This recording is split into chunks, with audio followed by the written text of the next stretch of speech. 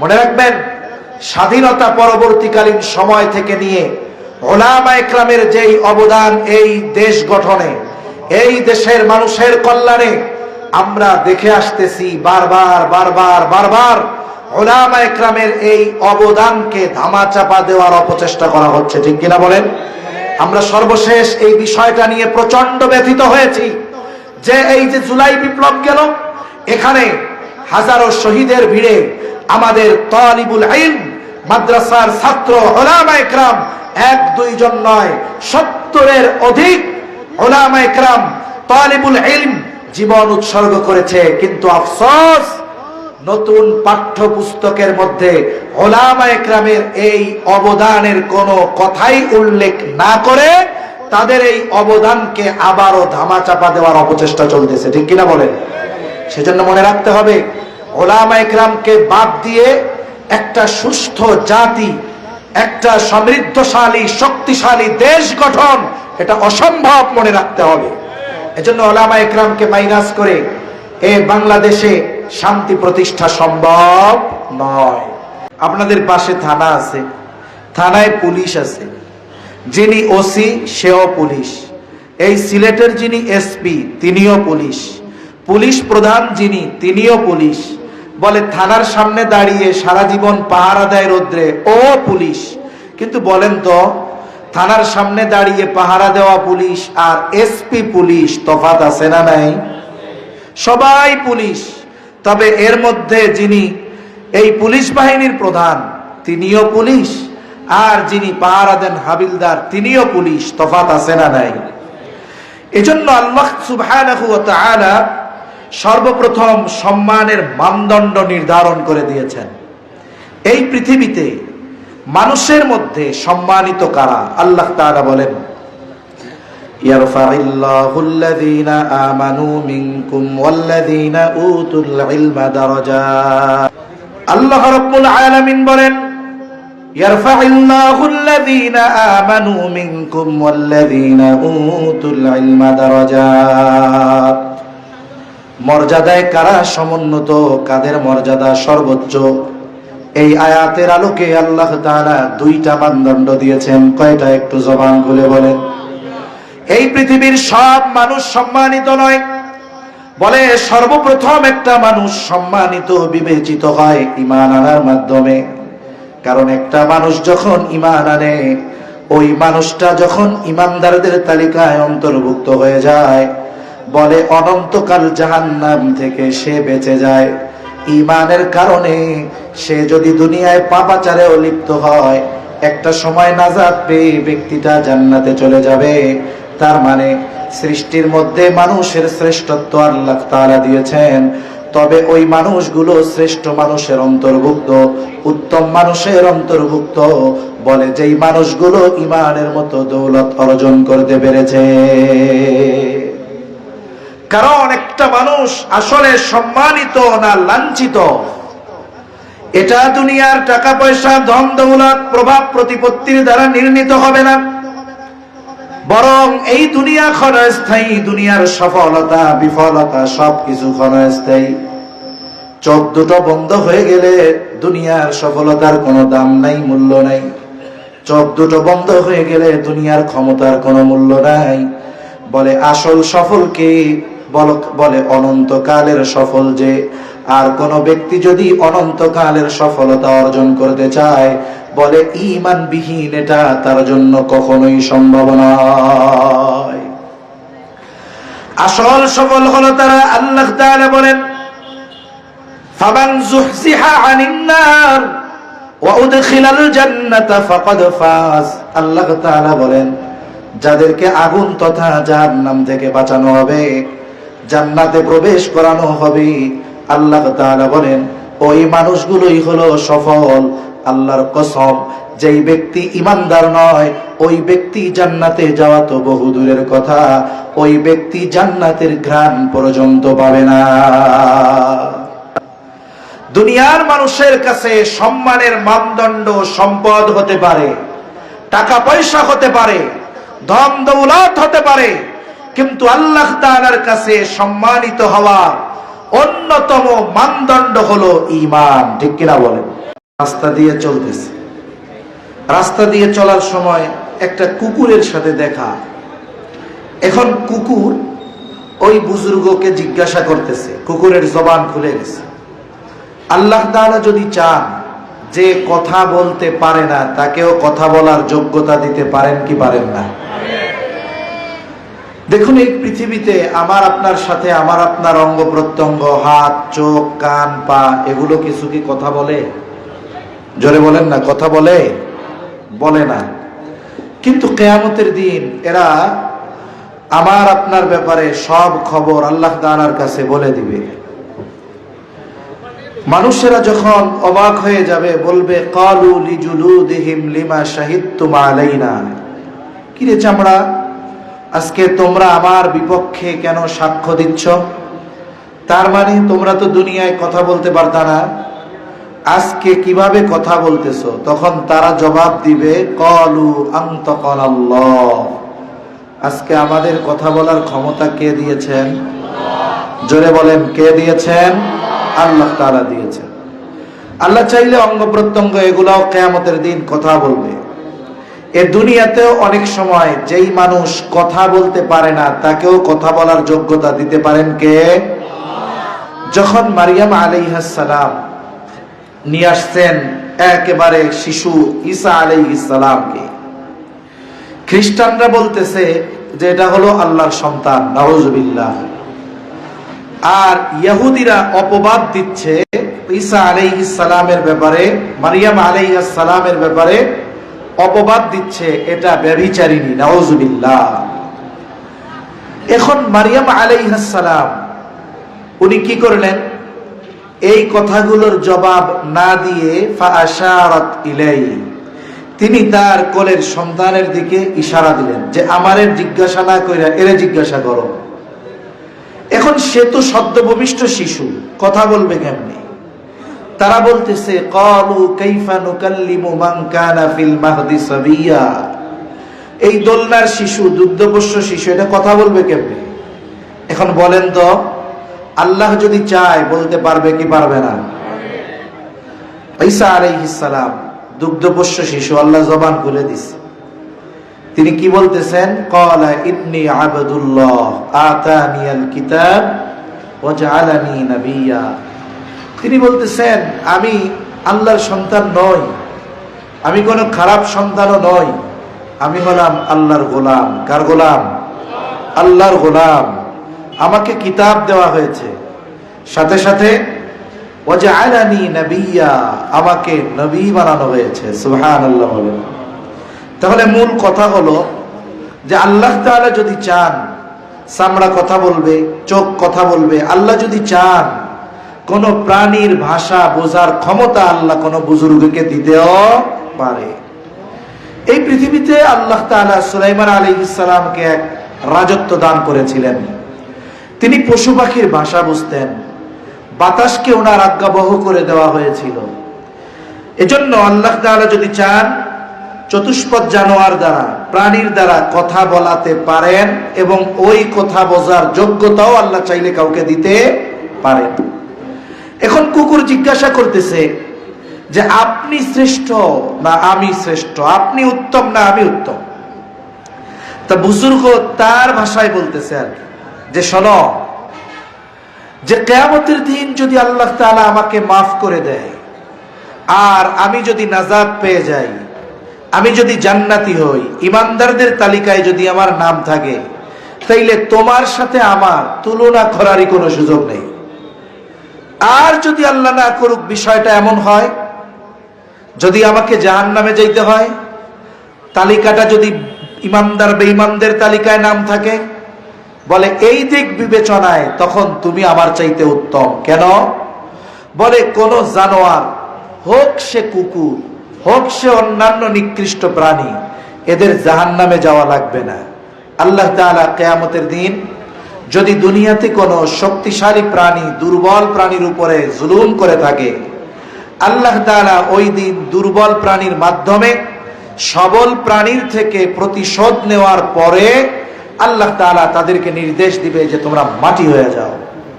তার মানে একটা মানুষ প্রকৃত মানুষে পরিণত হবে কখন, সম্মানিত হবে কখন? বলে সে যদি আখিরাতে নাজাত পেয়ে যায়। ঠিক কিনা বলেন? এজন্য আল্লাহ সুবহানাহু ওয়া তাআলা দুনিয়াতেও একটা মানুষ সম্মানিত কি, কার মর্যাদা সমুন্নত, মর্যাদায় কে উত্তীর্ণ, এর একটা মানদণ্ড আল্লাহ তাআলা দিয়ে দিয়েছেন। সব মানুষ সম্মানিত নয়, কিছু মানুষ সম্মানিত। আবার ওই সম্মানিত মানুষের মধ্যে কিছু মানুষ আছে বেশি সম্মানিত। ঠিক কিনা বলেন? আমি মাঝে মধ্যে এমনি উদাহরণ দিই। আপনাদের পাশে থানা আছে, থানায় পুলিশ আছে, যিনি ওসি সেও পুলিশ, এই সিলেটের যিনি এসপি তিনিও পুলিশ, পুলিশ প্রধান যিনি তিনিও পুলিশ। বলে থানার সামনে দাঁড়িয়ে সারা জীবন পাহারা দেয় রোদ্রে, ও পুলিশ।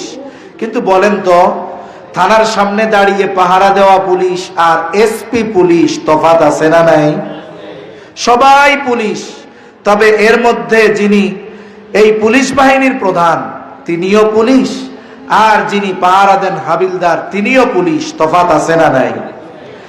এজন্য আল্লাহ সুবহানাহু ওয়া তাআলা সর্বপ্রথম সম্মানের মানদণ্ড নির্ধারণ করে দিয়েছেন। এই পৃথিবীতে মানুষের মধ্যে সম্মানিত কারা? আল্লাহ তাআলা বলেন, ইয়ারফাইল্লাহুল্লাযীনা আমানু মিনকুম ওয়াল্লাযীনা উতুল ইলমা দারাজাত। এই বক্সটা এদিক ঘুরান, আওয়াজ নাই। মাইক সেটিং করতে পারেন, একটা মাইক এই কর্নারে দিলে ভালো হইতো। আওয়াজ নাই, একটু আওয়াজ ঘুরাইতে হবে। বক্স দিলে মনিটর দিতে হয়, নইলে সমস্যা হয় কথা বলতে, গলা বসে যায়, কষ্ট হয়। মাইকই ভালো। সিলেট আলারা বক্স শিখলো কেন? মাইকই তো সুন্দর আওয়াজ হইতো। আল্লাহ রাব্বুল আলামিন বলেন, ইয়ারফাইল্লাহুল্লাযীনা আমানু মিনকুম ওয়াল্লাযীনা উতুল ইলমা দারাজাত। মর্যাদায় কারা সমুন্নত, কাদের মর্যাদা সর্বোচ্চ?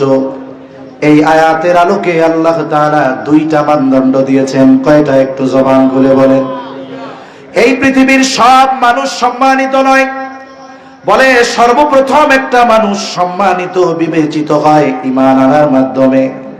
কারণ একটা মানুষ যখন ঈমান আনে, ওই মানুষটা যখন ঈমানদারদের তালিকায় অন্তর্ভুক্ত হয়ে যায়, বলে অনন্তকাল জাহান্নাম থেকে সে বেঁচে যায়। ঈমানের কারণে সে যদি দুনিয়ায় পাপাচারেও লিপ্ত হয়, একটা সময় নাজাত পেয়ে ব্যক্তিটা জান্নাতে চলে যাবে। তার মানে সৃষ্টির মধ্যে মানুষের শ্রেষ্ঠত্ব আল্লাহ তাআলা দিয়েছেন, তবে ওই মানুষগুলো শ্রেষ্ঠ মানুষের অন্তর্ভুক্ত, উত্তম মানুষের অন্তর্ভুক্ত। বলে যেই মানুষগুলো ঈমানের মতো দৌলত অর্জন করতে পেরেছে। কারণ একটা মানুষ আসলে সম্মানিত না লাঞ্ছিত, এটা দুনিয়ার টাকা পয়সা ধন দৌলত প্রভাব প্রতিপত্তির দ্বারা নির্ণীত হবে না, বরং এই দুনিয়া ক্ষণস্থায়ী। দুনিয়ার সফলতা বিফলতা সবকিছু ক্ষণস্থায়ী। চোখ দুটো বন্ধ হয়ে গেলে দুনিয়ার সফলতার কোনো দাম নাই, মূল্য নাই। চোখ দুটো বন্ধ হয়ে গেলে দুনিয়ার ক্ষমতার কোনো মূল্য নাই। বলে আসল সফল কে? বলে অনন্তকালের সফল যে। আর কোন ব্যক্তি যদি অনন্তকালের সফলতা অর্জন করতে চায়, বলে ঈমানবিহীন এটা তার জন্য কখনোই সম্ভব নয়। আসল সফল হলো তারা, আল্লাহ তাআলা বলেন, ফামান যুহজিহা আনিন নার ওয়া উদখিলাল জান্নাতা ফাকাদ ফাজ। আল্লাহ তাআলা বলেন, যাদেরকে আগুন তথা জাহান্নাম থেকে বাঁচানো হবে, জান্নাতে প্রবেশ করানো হবে, আল্লাহ তাআলা বলেন ওই মানুষগুলোই হলো সফল। আল্লাহর কসম, যেই ব্যক্তি ঈমানদার নয়, ওই ব্যক্তি জান্নাতে যাওয়া তো বহু দূরের কথা, ওই ব্যক্তি জান্নাতের ঘ্রাণ পর্যন্ত পাবে না। দুনিয়ার মানুষের কাছে সম্মানের মানদণ্ড সম্পদ হতে পারে, টাকা পয়সা হতে পারে, ধন দৌলত হতে পারে, কিন্তু আল্লাহ তাআলার কাছে সম্মানিত হওয়া অন্যতম মানদণ্ড হলো ঈমান। ঠিক কিনা বলেন? এজন্য আল্লাহ তাআলা বলেন, তাদের মর্যাদাকে আল্লাহ তাআলা সমুন্নত করেছেন। বলে কাদের? আল্লাযীনা আমানু মিনকুম, তোমাদের মধ্য থেকে যারা ঈমান এনেছে। সাথে সাথে দ্বিতীয় আরেকটা শর্ত আল্লাহ তাআলা দেন, বলে ওয়াল্লাযীনা উতুল ইলমা দারাজাত, আর যাদেরকে ইলমের মতো দৌলত দান করা হয়েছে। যে ব্যক্তি ইলম অর্জন করতে পেরেছে, আল্লাহ তাআলা যাকে ইলমের মতো দৌলত দান করেছেন, একথা একদিক দিয়ে বলা যায় যে দ্বীনি ইলম এটা সবাই চাইলেই অর্জন করতে পারে না।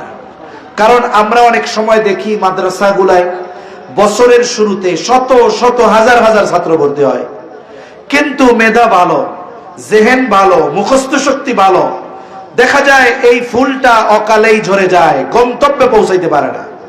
কিন্তু আবার অনেক ছাত্র ভর্তি হয় যার মেধা কম, মুখস্থ শক্তি কম, এরপরেও আল্লাহরে মাদ্রাসায় লাগায় রাখে। একটা সময় সে পড়াশোনা শেষ করে, দেখা যায় জীবনের শুরুতে মেধাহীন এই ছাত্রটার দ্বারা আল্লাহ তাআলা দ্বীনের অনেক খেদমত গ্রহণ করেন, ঠিক কিনা বলেন? এই জন্য রাসূল আকরাম সাল্লাল্লাহু আলাইহি ওয়াসাল্লাম বলেন, আল্লাহ তাআলা যার কল্যাণ চান তাকে আল্লাহ তাআলা ইলমে দ্বীন অর্জন করার সুযোগ দান করেন।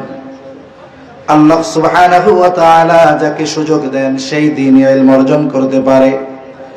এছাড়া কোনো ব্যক্তি নিজের শক্তিতে প্রভাব খাটায়া সে নিজে ইলম অর্জন করতে পারবে এ তৌফিক তার নাই।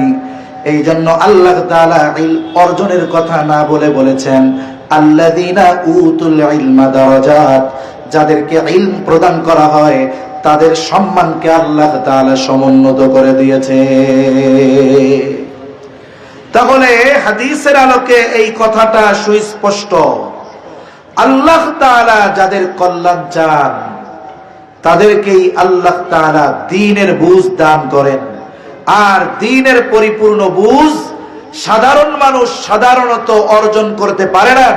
দ্বীনের পরিপূর্ণ বুঝ যারা আহলে ইলম তারাই অর্জন করতে পারে, ঠিক কিনা বলেন? এজন্য নবীজি বলেন মাইয়ুরিদিল্লাহু বিহি খায়রান ইউফাক্কিহু ফিদ্দীন, আল্লাহ তাআলা যার কল্যাণ চান তাকেই আল্লাহ তাআলা দ্বীনের বুঝ দান করেন। এজন্য ইলম হলো আল্লাহ তাআলার কাছে সর্বোচ্চ সম্মানিত হওয়ার অন্যতম পথ। এজন্য আমাদের সমাজে, আমাদের দেশে আলেমদেরকে যদিও অসম্মান করা হয়, আলেমদেরকে যদিও মূল্যহীন মনে করা হয়, আলেমদের ত্যাগ তিতিক্ষার যদি স্বীকার নাও করা হয়, কিন্তু আল্লাহ তাআলার কাছে আহলে ইলমের মর্যাদা আছে না নাই? মনে রাখতে হবে, এই ইলম অর্জন করা শুধুমাত্র আলেমদের জন্যই জরুরি ছিল তা না। ইলম অর্জনের কিছু অংশ তো সকল মুমিনের জন্য আল্লাহ তাআলা ফরজ করে দিয়েছেন।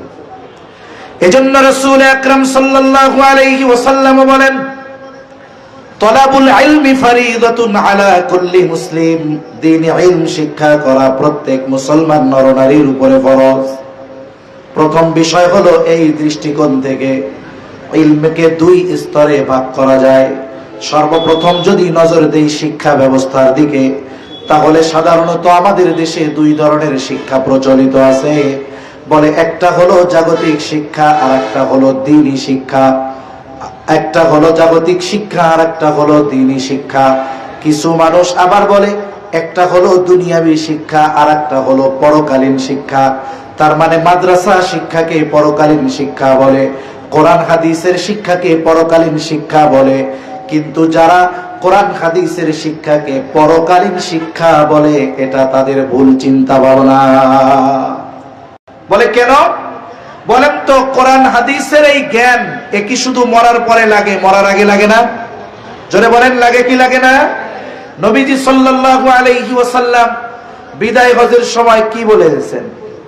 নবীজি সাল্লাল্লাহু আলাইহি ওয়াসাল্লাম বলেন তারাকতু ফীকুম আমরাইন লান তাদিল্লু মা তামাসসাকতুম বিহিমা কিতাবাল্লাহি ওয়া সুন্নাত রাসূলিহি। নবীজি সাল্লাল্লাহু আলাইহি ওয়াসাল্লাম বলেন আমি তোমাদের জন্য দুটো জিনিস রেখে গেলাম। কয়টা জিনিস? জোরে বলেন কয়টা? নবীজি এরপরে বলেন লান তাদিল্লু মা তামাসসাকতুম বিহিমা, যদি এই দুইটা জিনিসকে তোমরা আঁকড়ে ধরো তার মানে ধরে রাখলে হবে না। বলে এই দুই জিনিসের আলোকে যদি তোমরা দুনিয়ার জিন্দেগি পরিচালিত করো, নবীজি বলেন লান তাদিল্লু, তাহলে তোমরা কখনো পথচ্যুত হবে না। সেটা কি? বলে সেটা হলো কোরআন আর নবীর সুন্নাহ। এখন বলেন কোরআন সুন্নাহ এই দ্বীন ইলম, এটা কি শুধু আখিরাতে কাজে লাগবে, দুনিয়ায় কাজে লাগাতে হবে না? কিন্তু আফসোস, আমাদের দেশের কিছু মানুষ মনে করে এই কোরআন সুন্নাহর কাজ হইল মরার পরে, এজন্য যখন মানুষ মারা যায় তখন কোরআন তাক থেকে বার করে তিলাওয়াত করে সওয়াবের আশায়। অথচ উচিত তো ছিল এই কোরআন সুন্নাহর আলোকে নিজের ব্যক্তিগত জীবন, পারিবারিক জীবন, সামাজিক জীবন, রাষ্ট্রীয় জীবন পরিচালনা করা, ঠিক কিনা বলেন? এজন্য এটাকে পরকালীন শিক্ষা বলার সুযোগ নাই, এটাকে দ্বীনি শিক্ষা হিসাবে অভিহিত করতে হবে। কারণ এই পৃথিবীতে চলার জন্য যত কিছু দরকার আল্লাহ সুবহানাহু ওয়া তাআলা কোরআনের মাধ্যমে, নবীজি সাল্লাল্লাহু আলাইহি ওয়াসাল্লাম হাদিসের মাধ্যমে আমাদের শিক্ষা দিয়েছেন কি দেন নাই? বলেন কেমনে রাজনীতি চলবে, কেমনে অর্থনীতি চলবে, কেমনে সমাজনীতি চলবে, কেমনে পৌরনীতি চলবে, কেমনে কূটনীতি চলবে, কেমনে আমার ব্যক্তিগত জীবন চলবে, সবকিছু কোরআনের মধ্যে আছে না নাই?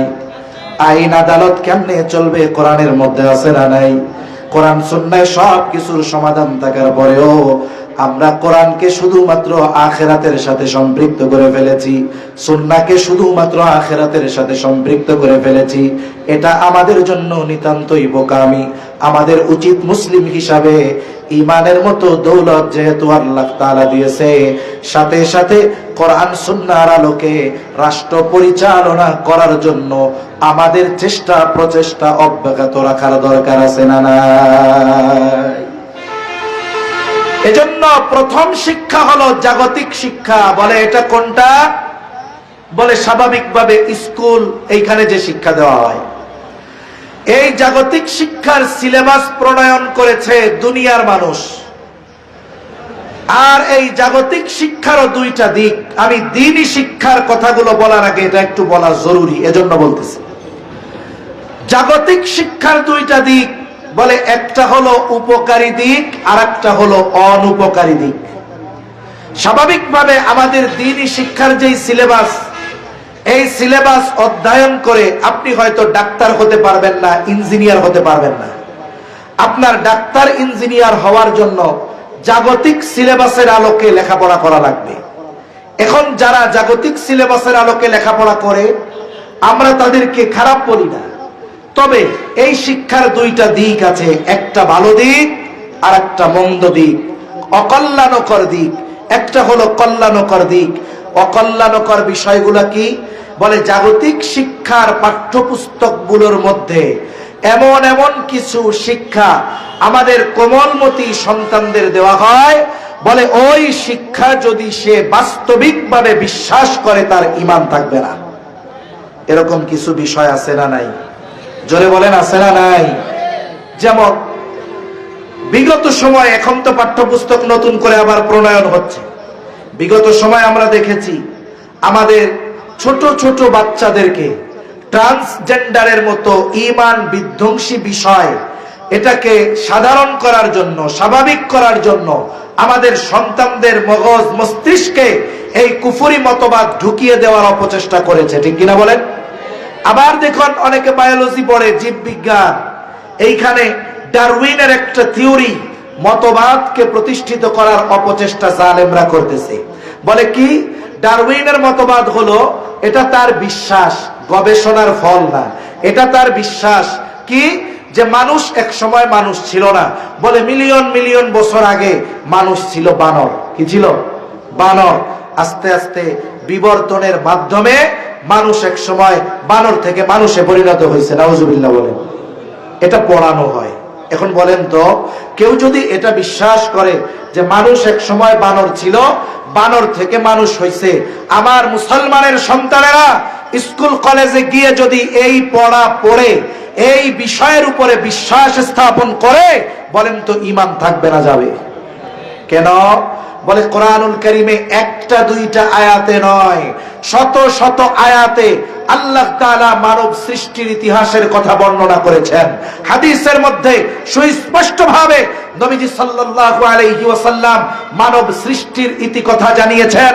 এখন কোন সন্তান যদি এই জাগতিক বিদ্যা অর্জন করে বিশ্বাস করে যে মানুষ এক সময় বানর ছিল, এরপরে মানুষ হয়েছে, আল্লাহর কসম এই পড়া বিশ্বাস করলে তার ঈমান থাকবে না। এখন বলো, জাগতিক শিক্ষার ক্ষতিকারক দিক কি? বলে ক্ষতি এত বেশি যে ওই পড়া পড়ে বিশ্বাস করলে বেঈমান হয়ে যাবে, ঠিক কিনা বলে? উপকারী দিক কি? বলে আপনার সন্তান লেখাপড়া করে ডাক্তার হবে, আপনার ছেলে লেখাপড়া করে ইঞ্জিনিয়ার হবে, ডাক্তার হবে, এটা ভালো দিক। বলে এই ডাক্তার ইঞ্জিনিয়ার এটাও তার দ্বীনি কাজে যদি ব্যয় হয়। ছেলেটা ডাক্তার হচ্ছে কেন? বলে আমি ডাক্তার হয়ে আমার এলাকার গরিব দুস্থ মানুষগুলোকে আমি বিনা টাকায় চিকিৎসা প্রদান করব, আমি বিনা টাকায় তাদের অপারেশন করব। তাহলে এই ছেলেটা যখন নিয়ত করেছে খেদমতে খালক, মানুষের খেদমতের নিয়তে যখন সে ডাক্তার হবে, সাথে সাথে মানুষের যখন খেদমত করবে, বলে এই ডাক্তার হওয়াটা তার জন্য কল্যাণকর হয়ে যাবে। মানুষের খেদমতের কারণে দ্বীনি ঈমান যদি ঠিক থাকে, তাহলে এই ডাক্তার মানুষের সেবা করার কারণে আখিরাতে আল্লাহর কাছে প্রতিদান পাবে কি পাবে না? এই ধরনের ডাক্তার সমাজের জন্য কল্যাণকর। এখন আপনার সন্তান ইঞ্জিনিয়ার হবে, তার উদ্দেশ্য কি? বলে আমি লেখাপড়া করে ইঞ্জিনিয়ার হব। আমার উদ্দেশ্য হলো ইঞ্জিনিয়ার হবার পর শুধু টাকা পয়সা উপার্জন করা নয়, বরং মাদ্রাসা মসজিদের ভবন যদি করে দিতে হয় আমি লক্ষ টাকা নিব না। বলে ফি সাবিলিল্লাহ, আল্লাহর জন্য আমি এই ডিজাইন গুলো ফ্রি করে দিব। আমি যদি কোনো কাজ পাই জালেমদের মতো রডের বদলে বাঁশ দিব না, সিমেন্টের জায়গায় বালু বেশি খাটাবো না, দুর্নীতি করব না। এই যে দ্বীনি খেদমতে যখন সে তার মেধাটাকে কাজে লাগাতে নিয়ত করবে, বলে ওই ইঞ্জিনিয়ার কল্যাণকর একজন ইঞ্জিনিয়ার, তার শিক্ষা দ্বীনি কাজে ব্যয় হওয়ার কারণে, মসজিদ মাদ্রাসার খেদমতে ব্যয় হওয়ার কারণে ওই ব্যক্তির এই খেদমতটা কর্মটাও তার জন্য আখিরাতে কল্যাণকর হয়ে যাবে। এজন্য সন্তান যদি জাগতিক শিক্ষায় শিক্ষিত হয়, কল্যাণকর দিক এইগুলো। যদি আবার ওই বায়োলজি পড়তে গিয়ে ডারউইনের মতবাদ বিশ্বাস করে নেয়, তাহলে তো বড় ক্ষতি, ঈমান চলে যাবে, ঠিক কিনা বলেন? আমি একটা দুইটা উদাহরণ শুধু বললাম এই কারণে যে জাগতিক শিক্ষার যে উপকারী দিক নাই তা না, বরং উপকারী দিক কখন হবে? বলে যখন ওই জ্ঞানটাকে সে দ্বীনের খেদমতে কাজে লাগাবে, ঠিক কিনা বলেন? দ্বীনের খেদমত বলতে শুধু মাদ্রাসা মসজিদ বলি নাই। ওই যে ডাক্তার গরিব মানুষের সেবা করে, মাদ্রাসায় মাসে একদিন আসে, যে অসহায় দরিদ্র ছাত্রদের ওই হেলথ চেক আপ করে, স্বাস্থ্য দেখে, বলে এই যে দ্বীনের খেদমতে তার জ্ঞানকে কাজে লাগাচ্ছে, এই কারণে এটা তার জন্য উপকারী হবে দুনিয়া আখিরাতে, ঠিক কিনা? এবার আসেন দ্বীনি ইলম, যেটা দ্বীনি ইলমের সিলেবাস, এটা দুনিয়ার কোনো মানুষ প্রণয়ন করে নাই। দ্বীনি ইলম এর সিলেবাস প্রণয়ন করেছেন স্বয়ং কে? জোরে বলেন, আরো জোরে বলেন কে? এই পৃথিবীতে সর্বপ্রথম যিনি ক্লাস 10-এ পড়েছেন, এই বই প্রণয়ন করেছে 10 পাস করে নাই এমন লোক, ঠিক কিনা বলেন? সর্বপ্রথম যে ক্লাস 10-এ পড়ছে, এই বইটা যে লিখছে, প্রণয়ন করেছে, সেই তো ক্লাস 10-এ উঠে নাই। কারণ ক্লাস 10-এর সিলেবাস প্রণয়ন করেছে মানুষ, যে ক্লাস 10-এ পড়ে নাই সে কেমন করে ক্লাস 10-এর বই লিখলো? সেজন্য এই পৃথিবীর জাগতিক শিক্ষার, উচ্চ শিক্ষায় যারা শিক্ষিত, তাদের শিক্ষা পুস্তক যে প্রণয়ন করেছে, সে আগে ওই জায়গায় পৌঁছাইতে পারে নাই। কথাটা মনে হয় বুঝাইতে পারে নাই, বুঝতে পারছেন? মনে করেন সর্বপ্রথম যে ক্লাস 10-এ পড়ছে, একটা বই পড়ছে না ক্লাস 10-এ, তাহলে এই বইটা যে লিখছে 10-এর জন্য, সে তো আর 10-এ পড়া লোক না, সে 9-এ পড়া লোক, 8-এ পড়া লোক। এজন্য দুনিয়ার সিলেবাসের মধ্যে ত্রুটি বিচ্যুতি ভরপুর। কিন্তু দ্বীনি শিক্ষার যেই সিলেবাস, কোরআন এবং সুন্নাহ, এর মধ্যে কোনো ত্রুটি বিচ্যুতি নাই, কারণ এই সিলেবাসের প্রণয়নকারী স্বয়ং আল্লাহ রাব্বুল আলামিন। এখন এই দ্বীনি শিক্ষার দুইটা স্তর, বলে একটা হলো ফরজে কিফায়া আর একটা হলো ফরজে আইন। ফরজে আইন যেটা সকল মুসলমানের জন্য শেখা জরুরি। ফরজে আইনের কথাই নবীজি বলেন তলাবুল ইলমি ফারিদাতুন আলা কুল্লি মুসলিম, দ্বীনি ইলম শিক্ষা করা প্রত্যেক মুসলমান নরনারীর উপরে ফরজ। এখন প্রথম প্রশ্ন, কতটুকু ফরজ? কেউ কেউ বলেন একটা মানুষ পরিপূর্ণ দ্বীনের উপরে চলার জন্য যতটুকু ইলমে দ্বীন দরকার ততটুকু শেখা ফরজ। আবার কেউ কেউ বলেন এতটুকুতে হবে না। কেন হবে না? কারণ আল্লাহ তাআলা কোরআনুল কারীমের মধ্যে বলেন ইয়া আইয়ুহাল্লাযীনা আমানু কু আনফুসাকুম ওয়া আহলিকুম নারা। আল্লাহ তাআলা বলেন হে ঈমানদারেরা, তুমি নিজে জাহান্নামের আগুন থেকে বাঁচো, অধীনস্থদেরকেও বাঁচাও। তার মানে ঈমানদারদের আল্লাহর নির্দেশ, নিজে জাহান্নাম থেকে বাঁচো, অধীনস্থদেরকে বাঁচাও। ঈমানদার ঈমান আনার কারণে অনন্তকাল জাহান্নাম থেকে বাঁচবে। তাহলে এইখানে ঈমানদারকে জাহান্নাম থেকে বাঁচার জন্য বলা হয় কেন? বলে তুমি ক্ষণস্থায়ী জাহান্নাম থেকে নিজেকে বাঁচাও। বলে কেমনে বাঁচাবো? বলে ঈমান আনার পর আল্লাহ তাআলার যত আদেশ নিষেধ আছে সবগুলো মান্য করার মাধ্যমে নিজেকে জাহান্নাম থেকে বাঁচাও। সাথে সাথে তুমি তোমার অধীনস্থ যারা আছে এদেরকেও দ্বীনের উপরে পরিচালিত করার মাধ্যমে জাহান্নাম থেকে বাঁচানোর চেষ্টা করো। এখন কোন ব্যক্তি যদি ঈমান আনার পর আল্লাহ তাআলার হুকুম আহকাম মান্য করে জাহান্নাম থেকে বাঁচতে চায়, বলেন তো তার জন্য ইলমে দ্বীনের দরকার আছে না নাই? যদি নিজে জাহান্নাম থেকে বাঁচার জন্য ইলমে দ্বীন অর্জন করতে হয়, অধীনস্থদেরকে বাঁচাতে হলে ইলমে দ্বীন দরকার আছে না নাই? নিজে জাহান্নাম থেকে বাঁচতে যেমন ইলমে দ্বীন দরকার, অধীনস্থদেরকে জাহান্নাম থেকে বাঁচাতে হলে ওই রকম ইলমে দ্বীন দরকার। এজন্য কতটুকু শেখা ফরজ? বলে নিজে জাহান্নাম থেকে বাঁচতে, অধীনস্থদেরকে বাঁচাতে যতটুকু ইলমে দ্বীন দরকার ততটুকু শেখা প্রত্যেক মুসলমানের জন্য ফরজে আইন। কিন্তু আফসোস, আমাদের সমাজে অধিকাংশ মানুষ এই পরিমাণ জ্ঞান অর্জন করে নাই।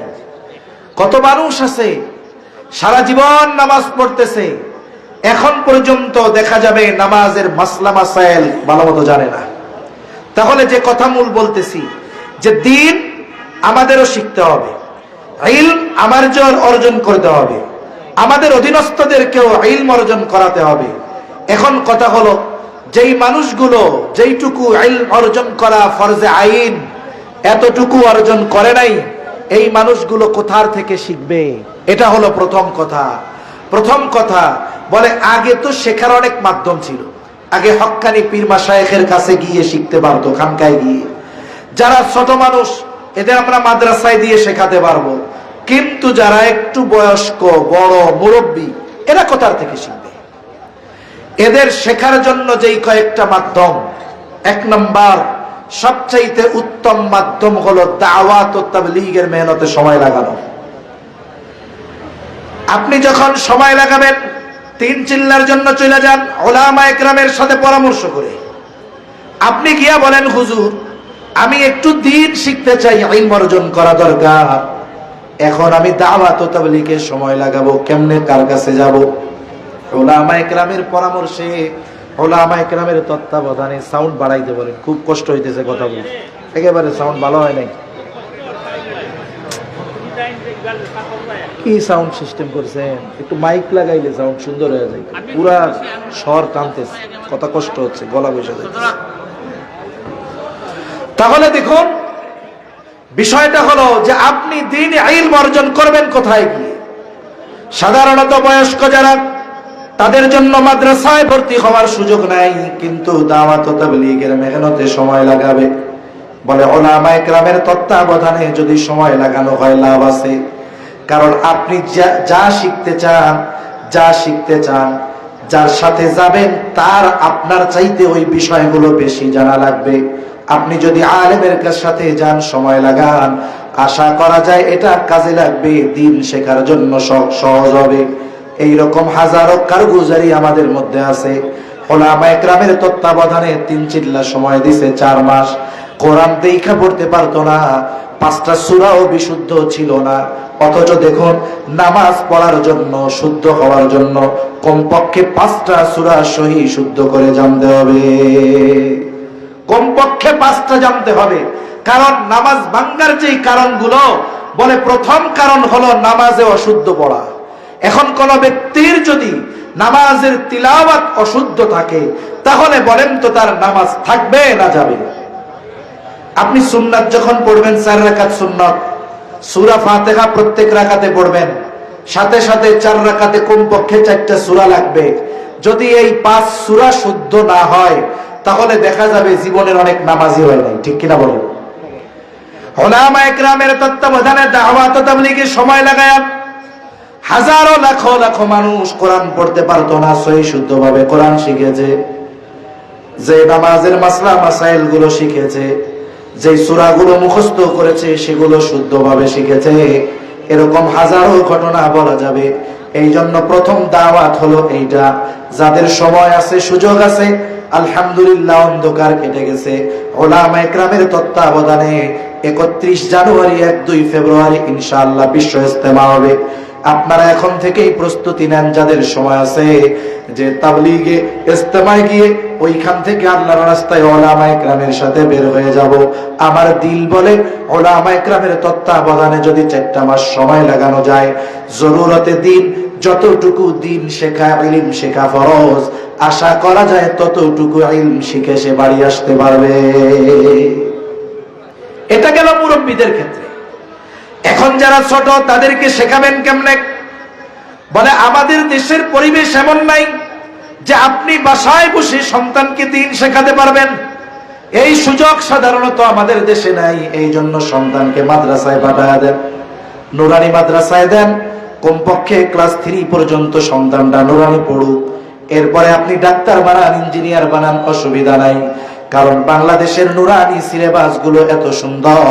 বলে, একটা ছেলে যদি ক্লাস 3-4 পর্যন্ত নুরানি মাদ্রাসায় পড়ে, আশা করা যায় যতটুকু ইলম শেখা জরুরি, ওই বাচ্চাটা ততটুকু ইলম নুরানি মাদ্রাসায় পড়ে শিখে যায়। এজন্য প্রত্যেক মুসলমানের জন্য ফরজে আইন ওই পরিমাণ ইলম অর্জন করা। আমরা নিজেরাও করব, অধীনস্থদেরকেও ওই পরিমাণ ইলম অর্জনের ব্যবস্থা করে দিব, বলেন ইনশাআল্লাহ। এরপরের অংশ কি? বলে, পরের স্তর হলো ফরজে কিফায়া। ফরজে কিফায়া কাকে বলে? সাধারণ ভাষায় আমরা যেটা বুঝি, এমন ফরজ যদি কোন এলাকার কিছু ব্যক্তি ওই কাজটা করে, সকলের পক্ষ থেকে আদায় হয়ে যায়। যেমন একজন মানুষ মারা গেছে, এখন তার জানাজা, এটা কি? ফরজে কিফায়া। দেখা গেল ওই ব্যক্তি মারা গেছে, এলাকার লোক কেউ তাকে গোসলও দেয় না, কাফন দাফনের ব্যবস্থাও করে না, জানাজার ব্যবস্থাও করে নাই, লাশ পড়ে আছে। বলে, এলাকার সবাই তো গুনাহগার হয়ে যাবে ওই ব্যক্তির জন্য, কারণ কেউ তার জানাজায় শরীক হচ্ছে না, কেউ তার দাফন কাফনের ব্যবস্থা করতেছে না। কিন্তু এলাকার কয়েকজন মানুষ এই দায়িত্ব গ্রহণ করে জানাজার নামাজ আদায় করলো। আপনি সৌদি আরব, আপনি দেশে নাই, আপনি এলাকার বাইরে আছেন, বলে আপনার আমার সকলের পক্ষ থেকে ওই ব্যক্তি বা ওই কয়েকজন ব্যক্তি আমার আপনার জিম্মাদারি তারা আদায় করে দিল। ঠিক কিনা বলেন? এখন বলেন, এলাকার মানুষ সবাই যদি আদায় না করত, সবাই গুনাহগার। কয়েকজন আদায় করার কারণে সকলের জিম্মাদারি যেহেতু পালন হয়ে গেল, তাইলে যেই কয়জন এই দায়িত্ব পালন করলো, যারা অনুপস্থিত ছিল, আদায় করতে পারে নাই, এই মানুষগুলো তাদের জন্য উপকার করেছে কি করে নাই? তার মানে সবাই যদি আদায় না করতো, সবাই গুনাহগার হতো। ওই কয়জন আদায় করার কারণে বাকি মানুষগুলো গুনার থেকে বেঁচে গেল। এই দৃষ্টিকোণ থেকে এরা আমাদের কল্যাণকামী। এখন আসুন, এই যে মাদ্রাসা দেখতেছেন, দয়ামির মাদ্রাসা বলেন, গওহরপুর মাদ্রাসা বলেন, এই মাদ্রাসাগুলো এই যে ইলমে দ্বীনের যেই ফরজে কিফায়ার যেই স্তর, আমাদের উপরে অর্জন করা জরুরি ছিল, কিন্তু কিছু মানুষ অর্জন করলে এটা আদায় হয়ে যাবে। আমার তো সময় নাই, আমার সুযোগ নাই, আমি চাকরিতে ব্যস্ত, কিন্তু আমার এলাকার কিছু সন্তান কিছু অভিভাবক সন্তানদের মাদ্রাসায় দিয়েছে, যাও তোমরা হাফেজ হবা, তোমরা আলেম হবা, তোমরা মুফতি হবা, তোমরা মুহাদ্দিস হবা, তোমরা তাখাসসুস ফিল হাদিস, তোমরা হাদিসের উপরে গবেষণা করবা, তোমরা বড় বড় আলেম হবা।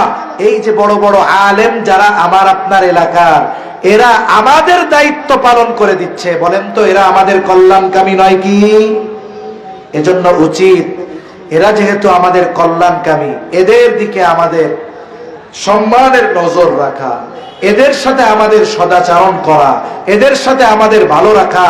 আর যেই প্রতিষ্ঠানগুলো এই দায়িত্ব পালনের জিম্মাদারি নিয়েছে, এই প্রতিষ্ঠানগুলোকে জীবন দিয়ে হলেও মহব্বত করা, ঠিক কিনা বলেন? মনে রাখবেন, স্বাধীনতা পরবর্তীকালীন সময় থেকে নিয়ে উলামায়ে কেরামের যেই অবদান এই দেশ গঠনে, এই দেশের মানুষের কল্যাণে আমরা দেখে আসতেছি, বারবার বারবার বারবার উলামায়ে কেরামের এই অবদানকে ধামাচাপা দেওয়ার অপচেষ্টা করা হচ্ছে, ঠিক কিনা বলেন?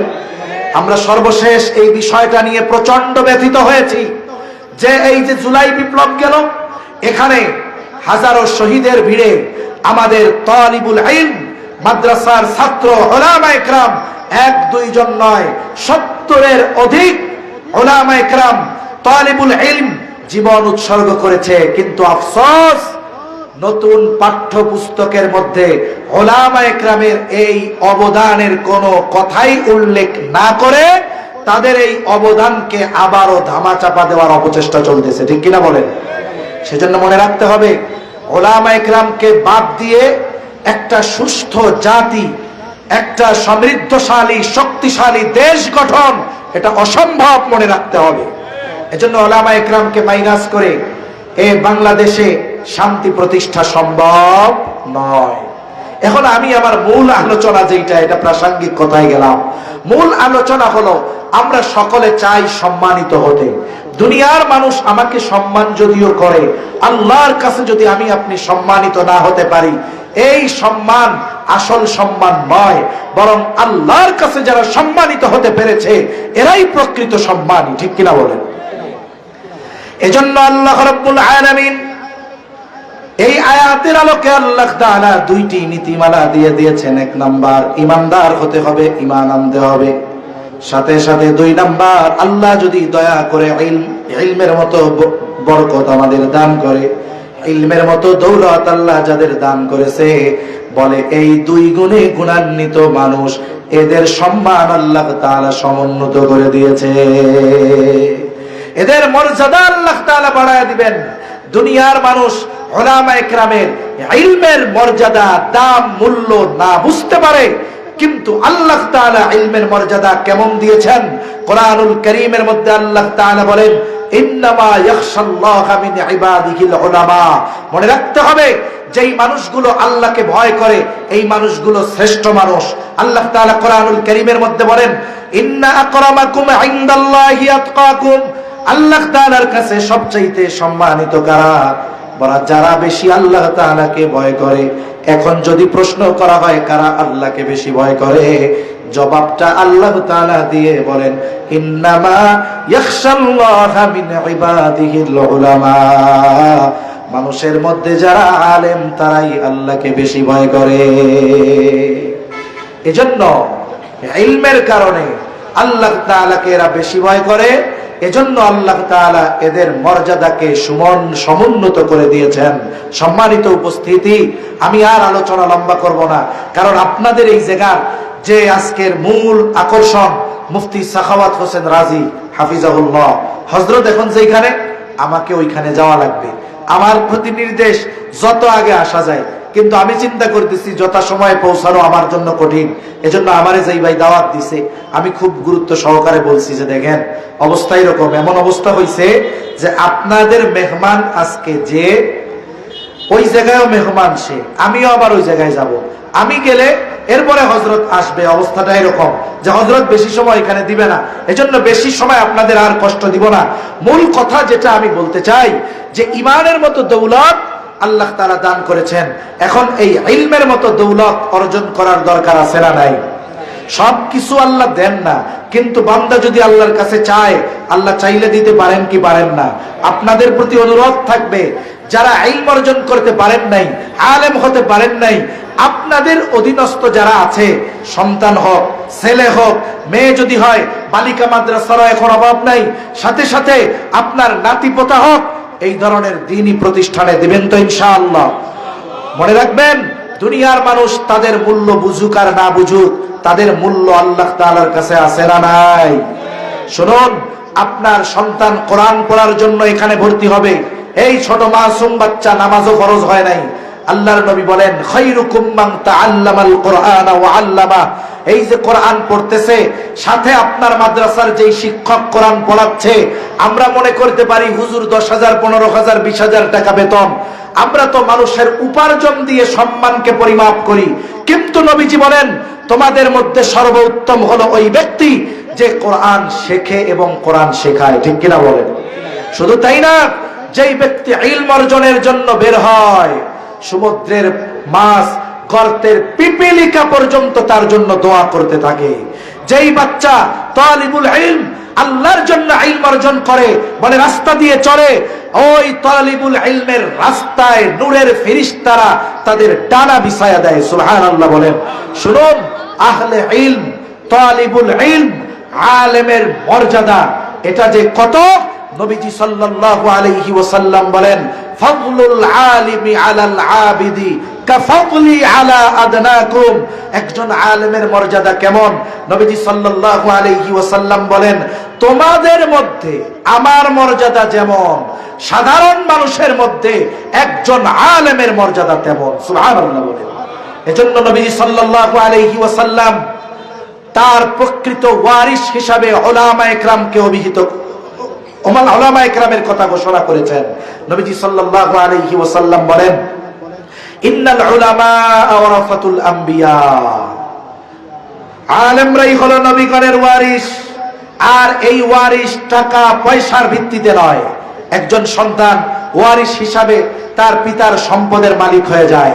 আর নবীজি সাল্লাল্লাহু আলাইহি ওয়াসাল্লাম জানায় দিলেন আসল ওয়ারিস কে। এটা টাকা পয়সার ওয়ারিসের হিসাব নয়, বলে আহলে ইলম যারা অর্জন করেছে, আলেম যারা, এরাই নবীজির ওয়ারিস। ঠিক কিনা বলেন? এজন্য শুনুন, আমরা দুনিয়ার মানুষকে টাকা পয়সা, ধন দৌলত, এগুলোকে মর্যাদার মাপকাঠি মনে করতেছি। মনে রাখতে হবে আল্লাহ সুবহানাহু ওয়া তাআলার কাছে এই টাকা পয়সা, ধন দৌলত, প্রভাব প্রতিপত্তি, এটা মর্যাদার মাপকাঠি নয়। আপনি সারা দুনিয়ার মানুষের কাছে সম্মানিত, কিন্তু আখিরাতে লাঞ্ছিত। আল্লাহর কসম, সে সম্মানিত নয়। বলে সারা দুনিয়ার মানুষ তার বিপক্ষে, তাকে কেউ পছন্দ করে না, কিন্তু আল্লাহ তাআলা তাকে ঈমানের সাথে সাথে ইলমের দৌলত দান করেছে। বলে ওই ব্যক্তি আল্লাহ তাআলার কাছে সম্মানিত। ঠিক কিনা বলেন? এজন্য অনেক সময় আমরা চিন্তা করি নিজে আলেম হইতে পারলাম না, তাহলে অসুবিধা কি? সন্তানকে দেন। জাগতিক নিয়মটা কি? মনে করেন আপনি আপনার সন্তানকে কষ্ট করে লেখাপড়া শেখায়া জাগতিক হিসাবেই বড় অফিসার বানিয়েছেন। আপনার ছেলে এখন বিসিএস ক্যাডার, বড় অফিসার। ঢাকা শহরে তাকে বড় ফ্ল্যাট দেওয়া হয়েছে। তার অফিসিয়াল কাজের জন্য তাকে একটা ব্যক্তিগত গাড়ি ব্যবহারের সুযোগ দেওয়া হয়েছে। এই অফিসারের বাবা হলো কৃষক। অফিসারের বাবা কি? জোরে বলেন কি? এখন বলেন তো, এই কৃষক বাবা যদি ওই অফিসারের বাসায় যেতে চায়, গেট থেকে কি বলবে যে আপনার ছেলে অফিসার, তাতে কি? আপনি তো কৃষক, ঢুকতে পারবেন না। এ কথা বলার সুযোগ আছে? বরং যদি কেউ জানতে পারে এটা হলো ওই অফিসারের বাবা, কত রেসপেক্ট করবে, সম্মান করবে, নিজের চেয়ারে বসতে দিবে। একটা অশিক্ষিত মানুষ সন্তানকে জাগতিক শিক্ষায় শিক্ষিত করার কারণে ওই সন্তান যেই ফ্যাসিলিটি ভোগ করে, বলে ওই বাবা কৃষক হলেও সেই ফ্যাসিলিটি পায়। আপনি আলেম হইতে পারেন নাই, সন্তানকে আলেম বানিয়েছেন, হাফেজ বানিয়েছেন। আরে আপনার সন্তান আখিরাতে সম্মানিত।